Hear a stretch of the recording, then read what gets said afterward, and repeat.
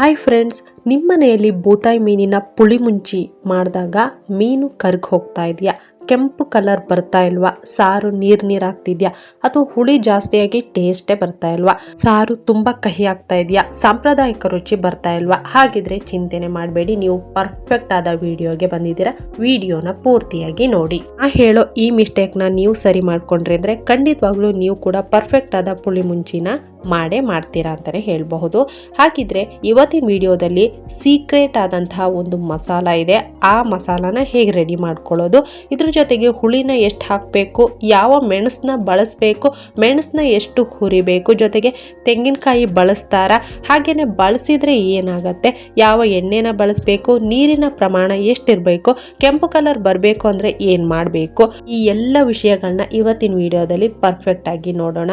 ನೋಡಿ ಫ್ರೆಂಡ್ಸ್, ಎಷ್ಟು ಚೆನ್ನಾಗಿ ಕಲರ್ ಬಂದಿದೆ ಅಂತ ನೀವೇನೆ ನೋಡಬಹುದು. ನೋಡಿದ್ರೆ ಬಾಯಲ್ಲಿ ನೀರು ಬರ್ತಾ ಇದೆ. ಖಂಡಿತವಾಗ್ಲೂ ನೀವು ಕೂಡ ಮಾಡಬಹುದು.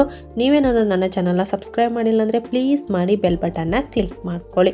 ನೋಡಿ ಫ್ರೆಂಡ್ಸ್, ನಾನು ಪರ್ಫೆಕ್ಟ್ ಆಗಿ ಮೀನನ್ನ ಚೆನ್ನಾಗಿ ಕ್ಲೀನ್ ಮಾಡ್ಕೊಂಡು ರೆಡಿ ಮಾಡಿ ಇಟ್ಕೊಂಡಿದ್ದೀನಿ. ಆ ಮೂತಿನ ಸ್ವಲ್ಪ ತೆಗೆದ್ಬಿಡಿ, ಹಾಗೆ ಬಾಲ ಮತ್ತೆ ಸೈಡಿಗಿರೋ ರೆಕ್ಕೆನ ಕೂಡ ತೆಗೆದ್ಬಿಟ್ಟು ಚೆನ್ನಾಗಿ ಇವಾಗ ರೆಡಿ ಮಾಡ್ಕೊಳ್ಬೇಕು. ಒಳಗಿರೋ ಕಪ್ಪು ಭಾಗನೂ ತೆಗಿಬೇಕು. ಇದನ್ನ ನೀವು ತೆಗಿಬೇಡಿ, ಇದೇ ತುಂಬಾ ಟೇಸ್ಟ್ನ ಕೊಡೋದು, ತುಂಬ ರುಚಿಯಾಗಿ ಬರಬೇಕು ಅಂದರೆ.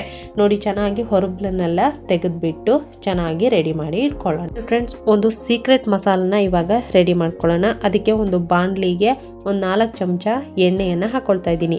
ಮೇಯ್ನಾಗಿ ಕೊಬ್ಬರಿ ಎಣ್ಣೆನೇ ಬಳಸ್ಕೊಂಡು ಮೀಡಿಯಂ ಫ್ಲೇಮ್ನಲ್ಲಿ ಇಟ್ಕೊಳ್ಳಿ.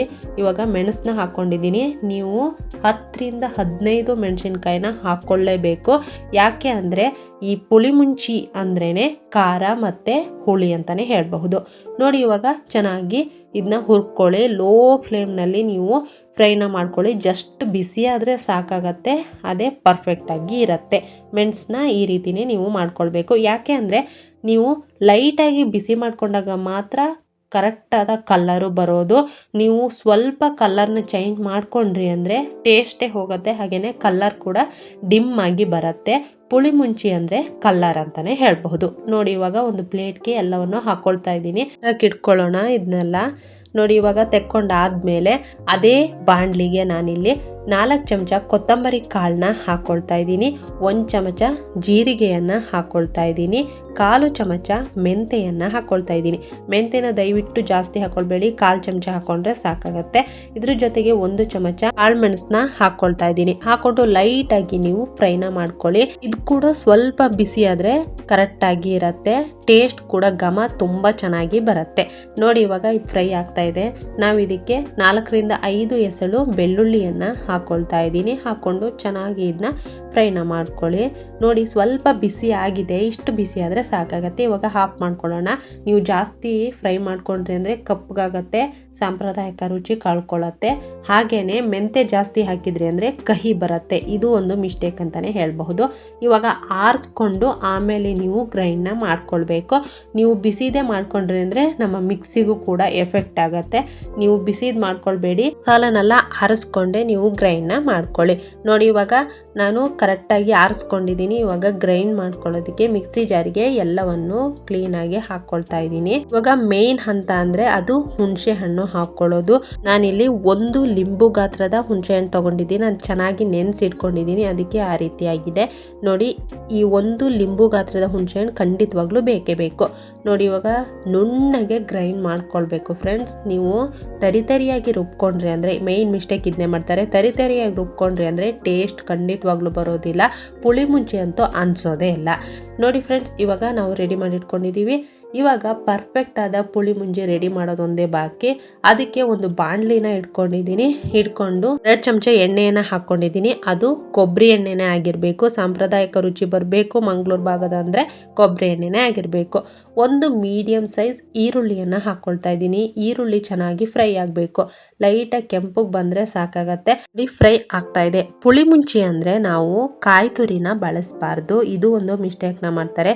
ನೀವು ಕಾಯಿ ತುರಿನ ಏನಾದರೂ ಬಳಸಿದ್ರಿ ಅಂದರೆ ಟೇಸ್ಟು ಸ್ವಲ್ಪ ಕಡಿಮೆ ಆಗತ್ತೆ ಅಂತಲೇ ಹೇಳ್ಬೋದು. ಕಾಯಿ ತುರಿ ಬಳಸದೆ ಮಾಡಬೇಕು. ನೋಡಿ ಇವಾಗ ಕರಿಬೇವಿನ ಸೊಪ್ಪನ್ನ ಹಾಕ್ಕೊಳ್ತಾ ಇದ್ದೀನಿ. ಇದ್ರ ಜೊತೆಗೆ ಅದನ್ನು ಚೆನ್ನಾಗಿ ಫ್ರೈನ ಮಾಡ್ಕೊಳ್ಳಿ. ಹೇಳಿರೋ ಅಂಥ ಸ್ಟೆಪ್ನೇ ನೀವು ಫಾಲೋ ಮಾಡ್ಕೊಂಡು ಹೋದರೆ ಸಾಕಾಗತ್ತೆ. ಇದು ಪರ್ಫೆಕ್ಟಾಗಿ ಇರುತ್ತೆ. ಇವಾಗ ಒಂದು ಮೀಡಿಯಮ್ ಸೈಜ್ ಟೊಮೆಟೊವನ್ನು ಹಾಕ್ಕೊಳ್ತಾ ಇದ್ದೀನಿ. ನೋಡಿ ನೀವು ಬೇಕಿದ್ರೆ ಟೊಮೆಟೊ ಕೆಲವೊಬ್ರು ಸ್ಕಿಪ್ ಮಾಡ್ಕೊಳ್ತಾರೆ, ನೀವು ಬೇಕಿದ್ರೆ ಮಾಡ್ಕೊಳ್ಬೋದು. ಆದರೆ ಟೊಮೆಟೊ ಹಾಕಿದರೆ ತುಂಬ ರುಚಿ ಕೊಡುತ್ತೆ ಫ್ರೆಂಡ್ಸ್ ನಿಜವಾಗ್ಲೂ. ಇವಾಗ 3 ಹಸಿಮೆಣಸಿನ್ಕಾಯಿನ ಹಾಕ್ಕೊಳ್ತಾ ಇದ್ದೀನಿ. ಹಾಕ್ಕೊಂಡು ಚೆನ್ನಾಗಿ ಫ್ರೈನ ಮಾಡ್ಕೊಳ್ಳಿ. ನೀವು ಖಾರ ನೋಡ್ಕೊಳ್ಳಿ. ಮಸಾಲ ಮಾಡ್ಕೊಳ್ಬೇಕಾದ್ರೂ ನಾವು ಒಣಮೆಣಸಿನ್ಕಾಯಿನ ಹಾಕ್ಕೊಂಡಿದ್ದೀವಿ. ನೀವು ನೋಡಿಕೊಂಡು ಖಾರಕ್ಕೆ ತಕ್ಕಂಗೆ ಹಾಕ್ಕೊಂಡ್ರೆ ಸಾಕಾಗತ್ತೆ. ನೋಡಿ ಫ್ರೆಂಡ್ಸ್ ಇವಾಗ ಅರಿಶಿಣ ಪುಡಿಯನ್ನು ಹಾಕ್ಕೊಳ್ತಾ ಇದ್ದೀನಿ. ನೀವು ಬೇಕಿದ್ರೆ ಮಸಾಲ ಮಾಡ್ಕೊಳ್ತಾ ಇರ್ತೀರಲ್ಲ ಅದರಲ್ಲಿ ಬೇಕಾದರೂ ಹಾಕ್ಕೊಳ್ಬಹುದು. ಆದರೆ ಇದರಲ್ಲಿ ಹಾಕ್ಕೊಂಡ್ರೆ ತುಂಬ ರುಚಿನ ಕೊಡುತ್ತೆ. ನೋಡಿ ಇಲ್ಲಿ ಅರ್ಧ ಚಮಚ ಅರಿಶಿಣ ಪುಡಿಯನ್ನು ಹಾಕ್ಕೊಳ್ತಾ ಇದ್ದೀನಿ. ಊತಾಯಿ ಮೀನು ಅಂದರೆ ಗೌಲು ಅಂತಲೇ ಹೇಳ್ಬಹುದು. ಅರಿಶಿಣ ಪುಡಿ ಮೇಯ್ನ್ ಆಗಿ ಹಾಕ್ಕೊಳ್ಳೇಬೇಕು. ಬೇಕಿದ್ರೆ ಅರಿಶಿಣ ಪುಡಿ ಉಪ್ಪನ್ನ ಹಾಕಿಬಿಟ್ಟು ಮೀನಿಗೆ ಹಚ್ಚಬೇಕಾದ್ರೂ ಇಟ್ಕೊಳ್ಬಹುದು, ಹಾಗೂ ಮಾಡ್ಕೊಳ್ಬಹುದು.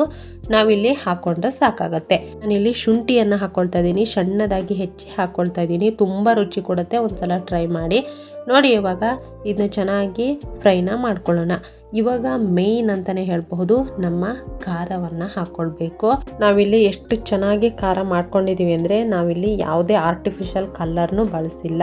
ನೀವು ಮೆಣಸಿನ್ಕಾಯಿನ ಸ್ವಲ್ಪ ಜಾಸ್ತಿನೇ ಹಾಕ್ಕೊಳ್ಬೇಕು, ಯಾಕಂದರೆ ಖಾರವಾಗೇ ಇರಬೇಕು ಪುಳಿ ಮುಂಚಿ. ಮೇಯ್ನಾಗಿ ಇಲ್ಲಿ ನೀರನ್ನ ಜಾಸ್ತಿ ಹಾಕ್ಕೊಳ್ಬಾರ್ದು. ಕೆಲವೊಬ್ರು ಮೀನನ್ನ ಜಾಸ್ತಿ ಹಾಕ್ಕೊಳ್ತಾರೆ, ಅಂದರೆ ತಿಳಿಸಾರು ಥರ ನೀರನ್ನ ಜಾಸ್ತಿ ಹಾಕ್ಕೊಳ್ಳೇಬಾರ್ದು.